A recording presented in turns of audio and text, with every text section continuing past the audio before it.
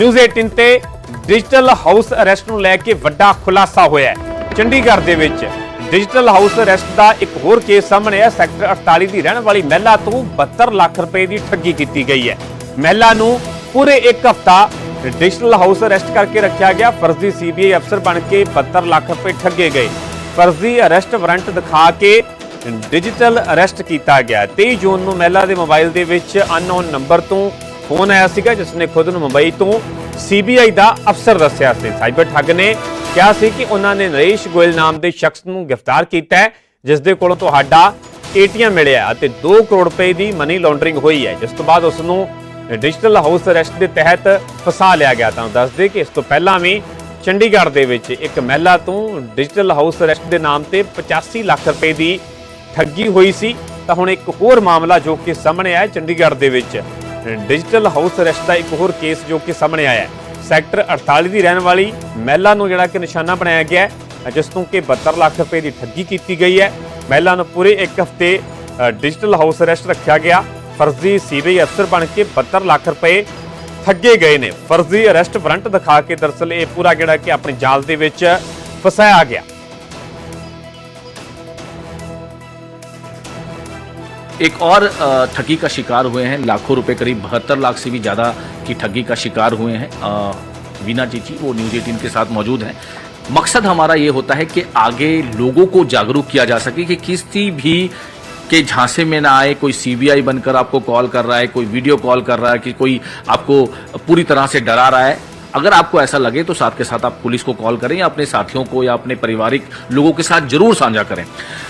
Veena ma'am, क्योंकि इस तरह की डिजिटल ठगी लगातार लोगों के साथ हो रही है, आपके साथ भी हुआ, ये हुआ क्या था? कॉल आपके पास आई, किस तरह की उन्होंने डराया धमकाया, बातचीत की? उन्होंने सबसे पहले तो मुझे कहा कि आपका बॉम्बे में बैंक अकाउंट है आपके नाम से, कैनरा बैंक में अकाउंट है, और वहाँ का ATM आपके नाम से इशू हुआ है, जो कि नरेश गोयल के पास मिला है। और नरेश गोयल के पास 246 ATM मिले हैं, उनमें से एक ATM आपका है, और आपके अकाउंट से 2 करोड़ रुपए की मनी लॉन्ड्रिंग हुई है। फिर मैंने उनसे बताया कि मेरा तो कोई कनेक्शन ही नहीं है बॉम्बे से, और करोड़ों वाली बात तो हमारे इसमें नहीं है, इतना तो पैसा हमारे पास है नहीं। कहते फिर आपके जो मोबाइल है, आपका मोबाइल से बॉम्बे में गलत मैसेजेस लोगों को जा रहे हैं, तो उसकी बहुत सी आपके 24-25 कंप्लेंट्स हैं आपके नाम से। तो ये फ़ोन मुझे आया था 23 तारीख को, संडे का दिन। तो उन्होंने बताया कि 24 तारीख को, मंडे को सुबह 10 बजे आपको जुहू थाने में होना चाहिए, वरना आपको हम यहाँ से अरेस्ट करके ले जाएंगे। तो ये वीडियो कॉल के जरिए आया था, व्हाट्सएप कॉल आई थी, कैसे? पहले तो व्हाट्सएप कॉल आई थी। कि अपने आपको क्या बता रहे थे? सीबीआई बता रहे थे, और जिस नंबर से वो फ़ोन कर रहे थे उस पर उनका सीबीआई का लोगो भी था। ठीक है। उसके बाद मैंने उनसे कहा कि मैं किसी हालत में घर नहीं छोड़ सकती। मेरे हस्बैंड बेड रिडन टाइप हैं, उनकी मुझे 24 घंटे सेवा करनी होती है।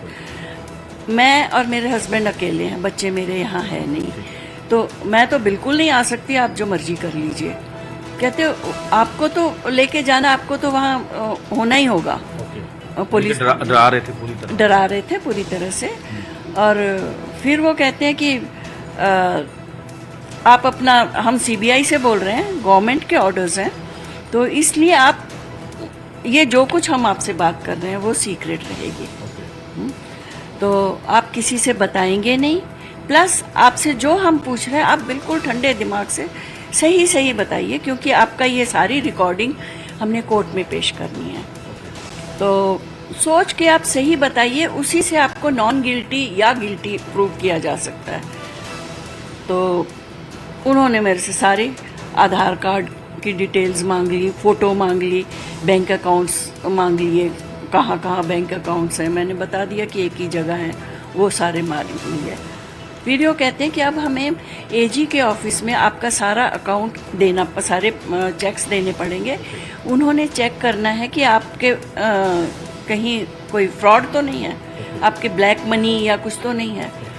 तो मैंने उनसे कहा कि आप AG का ऑफिस है तो उनके पास तो सारे होते हैं हिसाब, तो वो मेरे बैंक का रिकॉर्ड निकाल लें, उसमें से देख लें। कहते नहीं, ये तो गवर्नमेंट के ऑर्डर्स हैं, इसमें आपको जो जो हम मांग रहे हैं वो आपको देना पड़ेगा, तो ये आपके फेवर में है। और डोंट वरी, अगर ये सारा सही हुआ तो आपके अकाउंट में पूरा आपको कॉन्फिडेंट मिलेगा। पूरा कॉन्फिडेंट में ले लिया और सारा कुछ उन्होंने मेरे से पूछ लिया, सारे रिकॉर्ड्स मेरे से ले लिए।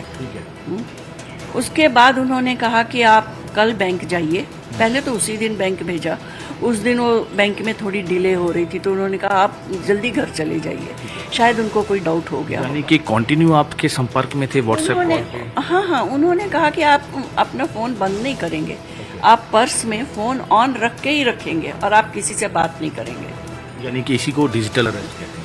हाँ, तो उन्होंने कहा बैंक में भी आप किसी को नहीं बताएंगे आप किस लिए पैसा निकाल रहे हैं, आप खुद ही हैंडल कीजिए कि आप क्यों पैसा निकाल रहे हैं। तो वहाँ उन्होंने भी मुझसे पूछा कि आपको इतने पैसे की क्यों ज़रूरत है। मैंने कहा वो कुछ इमरजेंसी है, प्रॉपर्टी लेनी है, और मुझे कुछ सूझा नहीं। तो मैंने वो 2 चेक उस दिन काट दिए, 55 लाख का और 10 लाख का, और मैं वापस आ गई। फिर उन्होंने मुझे कहा कि आप हर 2 घंटे में हमें मैसेज करेंगे कि आप चंडीगढ़ से बोल रहे हैं, क्योंकि आप शहर नहीं छोड़ सकते, आप एक तरह से अरेस्टेड हैं, और आपने वेदर यू आर सेफ और नॉट ये हमें लिख के देना है, और आप क्या कर रहे हैं। तो वो हर 2-2 घंटे में मैं लिख के देती रही। वीडियो कॉल से भी बात हो रही थी आपकी? वीडियो कॉल भी कर रहे थे? कभी वीडियो कॉल कर लेते थे, कभी खाली ऐसे कॉल कर। वीडियो कॉल में क्या देखा आपने? वीडियो कॉल में उन्होंने मुझे अपना ऑफिस दिखाया। ऑफिस में वो पीछे लिखा हुआ ब्रहन मुंबई पुलिस, वो लिखा, और टेबल लगा हुआ, वहाँ वो बैठा कोई 35-40 साल का स्मार्ट सा आदमी था, यूनिफॉर्म में बैठा हुआ, और उसने कहा कि अब मैं दिखाई नहीं दूंगा क्योंकि ये सीक्रेट सर्विस है, अब खाली आप ही पिक्चर में रहोगे। तो आपको कुछ शक नहीं हुआ मैम कि इस तरह से किया जा रहा है? 50-50 शक हो रहा था, लेकिन मुझे था कि अगर ये सही हुआ तो मैं क्या करूंगी, क्योंकि कोई पता नहीं, कोई किसी ने फ्रॉड करके मेरा अकाउंट खोल लिया हो, तो मैं कैसे प्रूव करूंगी कि मैंने कुछ नहीं किया है। आपको एक अरेस्ट वारंट टाइप भी भेजा गया था? अरेस्ट वारंट भेजा था जिस पर मेरी फोटो थी, मेरा नाम भी था, ऑफ ईडी का जो एनफोर्समेंट, हाँ जी। तो वो भेज के उससे मुझे और लगा कि ये सही हो सकता है। फिर उन्होंने कहा कि ये नरेश गोयल है, एक्चुअली उसके पास से एटीएम मिले हैं। नरेश गोयल को जानते हैं? ना, मैं नहीं जानती। नरेश गोयल जेट एयर, उन्होंने ही बताया कि जेट एयरवेज का डायरेक्टर है। यानी कि वो भी फेक? हाँ, फेक रहा होगा, तो मेरा तो कोई ऐसा कनेक्शन नहीं है। तो अब इस तरह से ये सारा जो उन्होंने पिक्चर बनाई ना, तो मैं उसके अंदर फंस गई। और उस दिन मुझे कहा कि ये सारे चेक हो जाएंगे, मैं आपको शाम को बताऊंगा, एजी वालों का जैसे रिपोर्ट होगी तो उस तरह से सब हो जाएगा। और करीब 2-3 बजे दोपहर को मुझे फ़ोन आता है कि आपका अकाउंट ठीक है, तो कल यानी 29 की शाम 5 बजे तक सारा पैसा आपके अकाउंट में आ जाएगा। ठीक है। अभी मेरे हस्बैंड कह रहे थे कुछ नहीं आना, पर मुझे एक उम्मीद थी कि शायद आ जाए। कितना टोटल गया? 72 लाख। तो फिर कुछ उसके बाद कोई कन्वर्सेशन हुई? मैं बताती हूँ। उसके बाद उन्होंने मंडे को मुझे फ़ोन किया सुबह, मैंने फ़ोन नहीं उठाया। मैंने साइबर वालों को फ़ोन किया कि मुझे फ़ोन आया है, तो उन्होंने कहा ये नंबर्स आप ब्लॉक कर दो, तो वो नंबर तो मैंने ब्लॉक कर दिया। ਤੁਹਾਨੂੰ ਪੂਰੀ ਉਹ ਗੱਲਬਾਤ ਸੁਣਾਈਏ ਕਿ ਕਿਸ ਤਰੀਕੇ ਦੇ ਨਾਲ ਇਹਨਾਂ ਠੱਗਾਂ ਦੇ ਵੱਲੋਂ ਚੰਡੀਗੜ੍ਹ ਦੇ ਵਿੱਚ ਸੈਕਟਰ 48 ਦੀ ਰਹਿਣ ਵਾਲੀ ਮਹਿਲਾ ਨੂੰ ਆਪਣਾ ਨਿਸ਼ਾਨਾ ਬਣਾਇਆ ਜਾਂਦਾ ਹੈ। 72 ਲੱਖ ਰੁਪਏ ਦੀ ਠੱਗੀ ਕੀਤੀ ਜਾਂਦੀ ਹੈ ਫੋਨ ਕਾਲ ਦੇ ਜ਼ਰੀਏ, ਵੀਡੀਓ ਕਾਲ ਦੇ ਜ਼ਰੀਏ। ਪਹਿਲਾਂ ਪੂਰਾ ਜਿਹੜਾ ਕਿ ਜਾਲ ਦੇ ਵਿੱਚ ਫਸਾਇਆ ਜਾਂਦਾ ਹੈ, ਤੇ ਉਸ ਤੋਂ ਬਾਅਦ ਸਿੱਧੇ ਤੌਰ ਤੇ 72 ਲੱਖ ਰੁਪਏ ਠੱਗ ਲਏ ਜਾਂਦੇ ਨੇ। ਆਪਣੇ ਆਪ ਦੇ ਵਿੱਚ ਇਹ ਖਬਰ ਹੋਰਨਾਂ ਨੂੰ ਅਗਾਹ ਕਰਨ ਵਾਲੀ ਵੀ ਹੈ, ਸਾਵਧਾਨ ਕਰਨ ਵਾਲੀ ਵੀ ਹੈ। ਜੇਕਰ ਤੁਹਾਨੂੰ ਇਸ ਤਰੀਕੇ ਦੇ ਨਾਲ ਕੋਈ ਫੋਨ ਕਾਲ ਆਉਂਦੀ ਹੈ, ईडी ਦੇ ਨਾਮ ਤੇ, ਸੀਬੀਆਈ ਦੇ ਨਾਮ ਤੇ ਤੁਹਾਨੂੰ ਕੋਈ ਫੋਨ ਕਾਲ ਕੀਤੀ ਜਾਂਦੀ ਹੈ, ਆਪਣੇ ਜਾਲ ਦੇ ਵਿੱਚ ਫਸਾਇਆ ਜਾਂਦਾ, ਤਾਂ ਤੁਹਾਨੂੰ ਹੁਸ਼ਿਆਰ ਹੋਣ ਦੀ, ਖਬਰਦਾਰ ਹੋਣ ਦੀ ਜ਼ਰੂਰਤ ਹੈ। ਦਰਅਸਲ ਚੰਡੀਗੜ੍ਹ ਦੇ ਵਿੱਚ ਡਿਜੀਟਲ ਹਾਊਸ ਅਰੈਸਟ ਦਾ ਇਹ ਇੱਕ ਹੋਰ ਕੇਸ ਜੋ ਕਿ ਸਾਹਮਣੇ ਆਇਆ। ਦਰਅਸਲ ਸੈਕਟਰ 48 ਦੀ ਰਹਿਣ ਵਾਲੀ ਮਹਿਲਾ ਤੋਂ 72 ਲੱਖ ਰੁਪਏ ਠੱਗੇ ਗਏ ਨੇ। ਉਹਨਾਂ ਨੇ ਨਿਊਜ਼ 18 ਪੰਜਾਬ ਦੇ ਨਾਲ ਖਾਸ ਤੌਰ ਤੇ ਗੱਲਬਾਤ ਕਰਦਿਆਂ ਪੂਰੇ ਵਿਸਤਾਰ ਦੇ ਨਾਲ ਦੱਸਿਆ ਕਿ ਕਿਵੇਂ ਗੱਲਬਾਤ ਆਉਂਦੀ ਹੈ, ਕਿਵੇਂ ਉਹਨਾਂ ਦੇ ਵੱਲੋਂ ਫਿਰ ਬੈਂਕ ਅਕਾਊਂਟ ਬਾਰੇ, ਆਧਾਰ ਕਾਰਡ ਬਾਰੇ ਜਿਹੜੀ ਕਿ ਪੂਰੀ ਜਾਣਕਾਰੀ ਲਈ ਜਾਂਦੀ ਹੈ, ਤੇ 72 ਲੱਖ ਰੁਪਏ ਦੀ ਸਿੱਧੇ ਤੌਰ ਤੇ ਠੱਗੀ ਮਾਰੀ ਜਾਂਦੀ ਹੈ।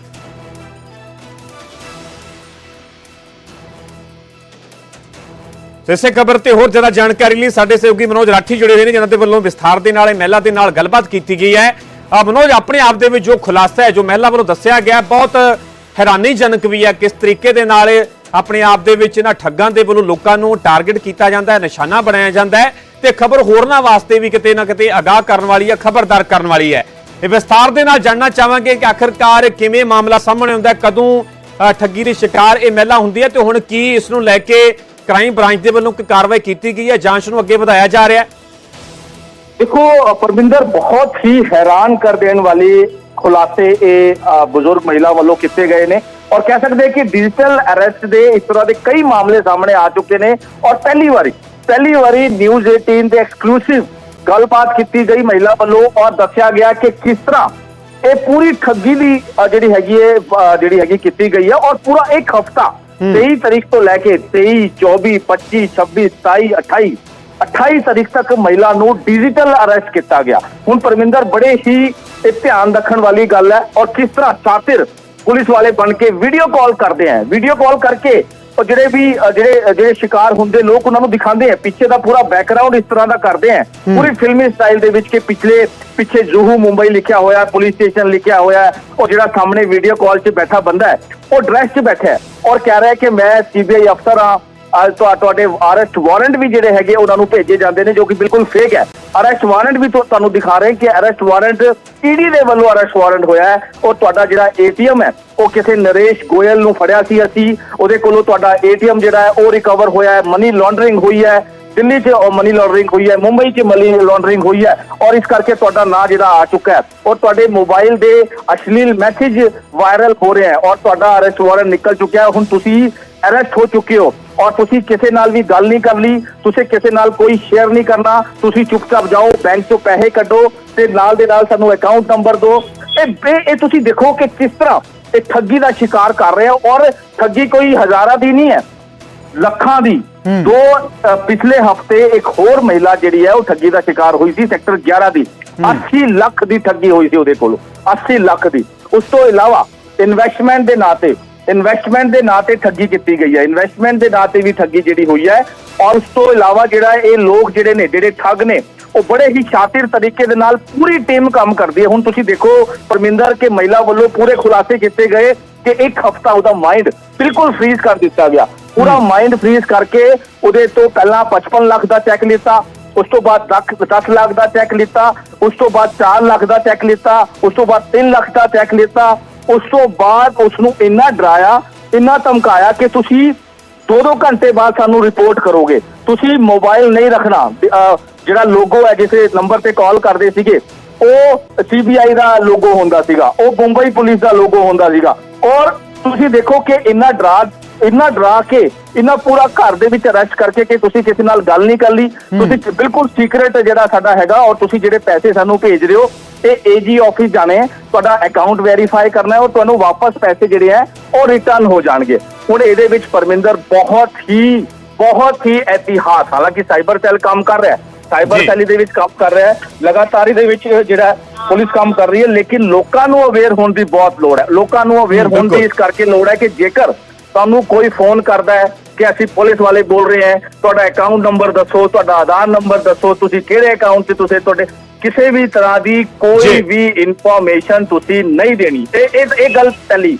ਦੂਜੀ ਗੱਲ, ਕੋਈ ਵੀ ਜੇਕਰ ਪੁਲਿਸ ਵਾਲਾ ਕਾਲ ਕਰਦਾ ਹੈ, ਕੋਈ CBI ਦਾ ਕਾਲ ਕਰਦਾ ਹੈ, ਕੋਈ ED ਦਾ ਕਾਲ ਕਰਦਾ ਹੈ ਤਾਂ ਤੁਹਾਨੂੰ ਆਪਣੇ ਜੇਕਰ ਕਿਸੇ ਤਰ੍ਹਾਂ ਦੀ ਕੋਈ ਗੱਲਬਾਤ ਹੈ ਤਾਂ ਤੁਹਾਨੂੰ ਆਪਣੇ ਆਫਿਸ ਬੁਲਾਏਗਾ, ਤੁਹਾਨੂੰ ਨੋਟਿਸ ਦਿੱਤਾ ਜਾਏਗਾ। ਲੇਕਿਨ ਜੇਕਰ ਕੋਈ ਤੁਹਾਨੂੰ WhatsApp ਕਾਲ ਕਰਕੇ ਇਸ ਤਰ੍ਹਾਂ ਦੀ ਚੀਜ਼ਾਂ ਕਹਿ ਰਿਹਾ ਹੈ ਤਾਂ ਬਹੁਤ ਹੀ ਧਿਆਨ ਦੇਣ ਵਾਲੀ ਗੱਲ ਹੈ, ਬਹੁਤ ਹੀ ਕਹਿ ਸਕਦੇ ਹਾਂ ਕਿ ਬਹੁਤ ਹੀ, ਕਿਉਂਕਿ ਇਸ ਤਰ੍ਹਾਂ ਦੇ ਫਰਾਡ ਲਗਾਤਾਰ ਵੱਧ ਰਹੇ। ਕਿਸੇ ਦਾ ਨਾਲ 80 ਲੱਖ ਦੀ ਠੱਗੀ, ਕਿਸੇ ਨਾਲ 1 ਕਰੋੜ ਦੀ ਠੱਗੀ, ਕਿਸੇ ਨਾਲ 2 ਕਰੋੜ ਦੀ ਠੱਗੀ, ਇਹ ਬਹੁਤ ਸਾਰੀ ਚੀਜ਼ਾਂ। ਔਰ ਅਫਸਰਾਂ ਨਾਲ ਸਾਡੀ ਗੱਲਬਾਤ ਵੀ ਹੋਈ ਸੀ, CBI ਦੇ ਜਿਹੜੇ ਸਾਈਬਰ ਸੈੱਲ ਦੇ ਜਿਹੜੇ ਆਫਿਸਰ ਨੇ ਉਹਨਾਂ ਨਾਲ ਵੀ ਅਸੀਂ ਗੱਲਬਾਤ ਕੀਤੀ, ਉਹਨਾਂ ਵੀ ਜਿਹੜੇ ਦੱਸਿਆ ਕਿ ਲੋਕਾਂ ਨੂੰ ਬਹੁਤ ਹੀ ਅਵੇਅਰ ਹੋਣ ਦੀ ਲੋੜ ਹੈ। ਜੀ ਠੀਕ ਹੈ ਮਨੋਜ, ਫਿਲਹਾਲ ਦੀ ਪੂਰੀ ਜਾਣਕਾਰੀ ਬਹੁਤ ਬਹੁਤ ਧੰਨਵਾਦ। ਸੋ ਆਪਣੇ ਆਪ ਦੇ ਵਿੱਚ ਇਹ ਖਬਰ ਕਿੰਨਾ ਵੱਡਾ ਖੁਲਾਸਾ ਹੈ ਉਸ ਨੂੰ ਵੀ ਬਿਆਨ ਕਰ ਰਹੀ ਹੈ ਤੇ ਨਾਲ ਹੀ ਹੋਰਨਾਂ ਲੋਕਾਂ ਨੂੰ, ਹੋਰਨਾਂ ਦਰਸ਼ਕਾਂ ਨੂੰ ਵੀ ਕਿਤੇ ਨਾ ਕਿਤੇ ਖਬਰਦਾਰ ਹੋਣ ਦੀ, ਹੁਸ਼ਿਆਰ ਹੋਣ ਦੀ ਲੋੜ ਹੈ ਕਿ ਜੇਕਰ ਜੀ ਫੋਨ ਕਾਲ ਆਉਂਦੀ ਹੈ ਤਾਂ ਬਿਲਕੁਲ ਉਸ ਨੂੰ ਨਜ਼ਰ ਅੰਦਾਜ਼ ਕੀਤਾ ਜਾਵੇ।